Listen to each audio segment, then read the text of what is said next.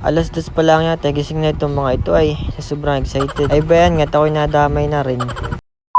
So yun na nga guys, kami ay patawid ngayon. Kaya kami maagap gumayak. Bayan, dyan ang dilim pa nga.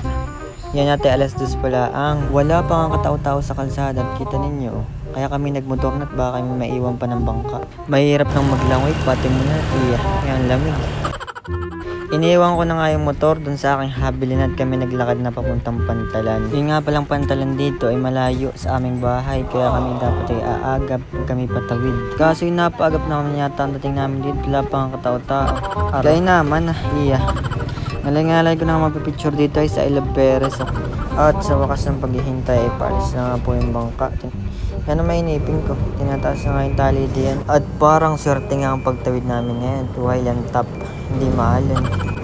Mga kaganapan sa bangka.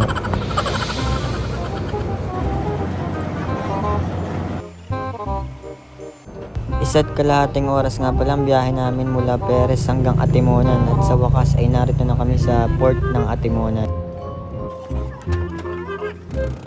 Sumakay na nga pala kami ng tricycle papunta sa Tianggihan. Aba ito namang nasakyan namin tricycle, kala mo hinahabol ng kabayo. Kulang na nga lang ito mabot ang aming sinasakyan.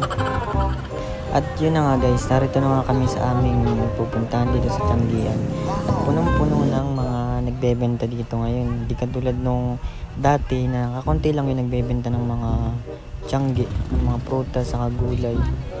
Ngayon punong-puno. Marami ka talagang mabibili. Kagaya nga nitong ubas na malalaki.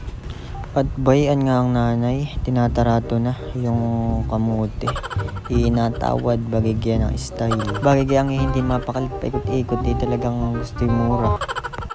Kanina pa nga kami dito uling-uli. Ay wala naman kaming mabili ay.